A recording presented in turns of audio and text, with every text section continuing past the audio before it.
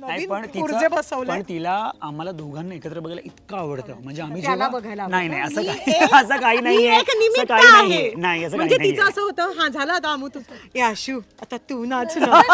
नाही नाही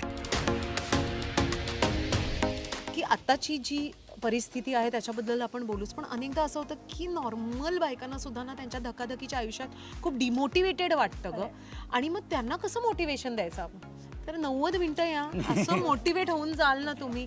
तुला हिला कोणत्या फॉर्म मध्ये बघायला आवडतं म्हणजे Performance. बापरे आता सांगच आता मला कळेलच.